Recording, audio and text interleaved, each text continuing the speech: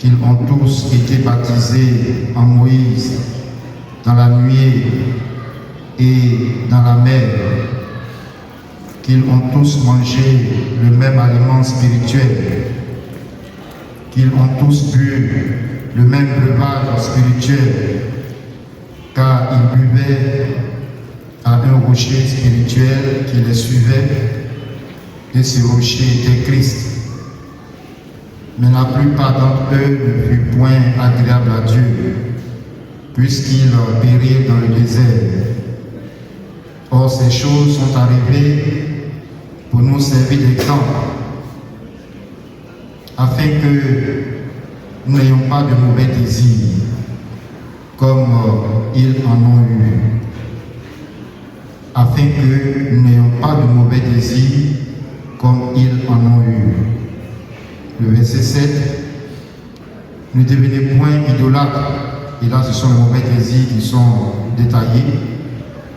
Ne devenez point idolâtres, comme quelques-uns d'entre eux, selon qu'il est écrit, le peuple s'assit pour manger, pour boire, puis ils se levèrent pour se divertir. Ne nous livrons point à la débauche, comme quelques-uns d'entre eux s'y livrèrent, de sorte qu'il en tomba 23 000 en un seul jour. Ne tentons point le Seigneur, comme le tentèrent quelques-uns d'entre eux, qui périrent par les serpents. Ne murmurez point, comme murmuraient quelques-uns d'entre eux, qui périrent par l'exterminateur. Verset 11, ces choses leur sont arrivées pour servir d'exemple, et elles ont été écrites pour notre instruction, à nous qui sommes parvenus à la fin des siècles. Ainsi donc, que celui qui croit être debout prenne garde de tomber.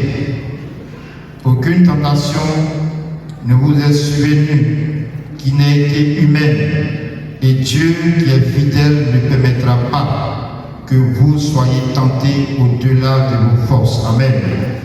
Mais avec la tentation, il préparera aussi le moyen d'en sortir, afin que vous puissiez la supporter.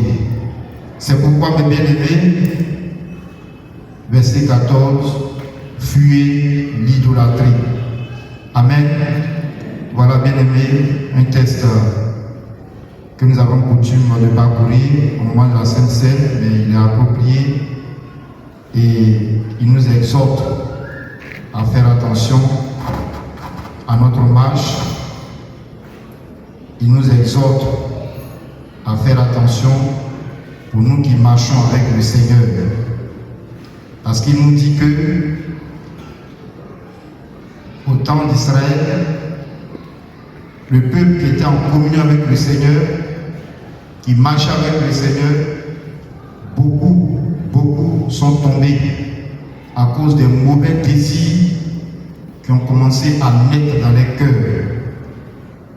Des mauvais désirs, des désirs contraires à la parole de Dieu, des désirs contraires à nos engagements initiaux lorsque nous avons rencontré le Seigneur, lorsque cet enthousiasme était né dans notre cœur et pour lesquels nous sommes engagés à marcher selon une certaine ligne de conduite, à marcher selon un certain modèle de vie. Mais à un moment donné, Israël a commencé à avoir, sinon certains d'entre eux ont commencé à avoir de mauvais désirs. Et la parole nous le dit, si ces choses étaient écrites, c'est pour nous aujourd'hui, pour que nous ne comportions pas comme Israël, qui à un moment donné a commencé à avoir de mauvais désirs. Bien-aimés, quels sont les désirs qui sont dans nos cœurs présentement? Est-ce que ce sont des désirs qui nous rappellent le feu initial que nous avions pour le Seigneur, l'amour initial que nous avions pour le Seigneur, pour nous livrer entièrement entre les mains de Dieu. L'amour initial d'obéissance à la parole de Dieu. L'amour initial de nous abandonner totalement à la parole de Dieu. L'amour initial d'avoir confiance entièrement en Dieu. Est-ce que ce sont encore ces mêmes désirs qui sont là? Ou bien d'autres désirs? Et ces quelques désirs ont été égrenés.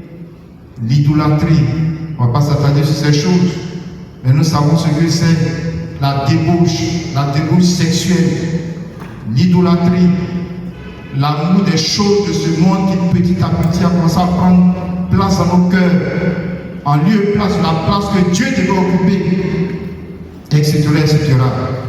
Il est dit que ces personnes sont mortes. Là, il est question de la mort physique. Mais avant d'arriver à la mort physique, bien aimé, il y a la mort spirituelle. Parce que quand ces choses prennent place petit à petit dans nos cœurs, nous commençons à mourir spirituellement. Nous sommes certes dans la maison de Dieu peut-être, mais ce n'est plus ça. Ce n'est plus ça. C'est la mort spirituelle qui est avec nous. Parce que nous avons laissé des désirs qui ne viennent pas de Dieu naître, se cristalliser, grandir dans nos cœurs. Dieu nous interpelle ce matin. Alléluia. Et il nous dit que frères, sœurs, si ces choses sont arrivées, c'est parce que nous-mêmes nous avons cédé. Sinon, Dieu ne permet pas que quelque chose qui soit plus fort que nous tente. C'est parce que nous avons cédé de la place. Sinon, Dieu qui nous aime, qui nous a appelés et pour lesquels nous avons fait une belle confession au départ, ce Dieu ne peut pas permettre que nous soyons tentés au-delà de nos forces. Ce n'est pas possible. Pour que nous nous trouvions dans une situation où nous ne sommes pas nous-mêmes à l'aise, ce n'est pas possible. Mais c'est parce que nous avons cédé le terrain. Nous avons cédé le terrain. Nous avons cédé le terrain. Mais ce matin, que Dieu nous donne nos forces. Alléluia. Vous savez, le repas du Seigneur est également appelé aux communions.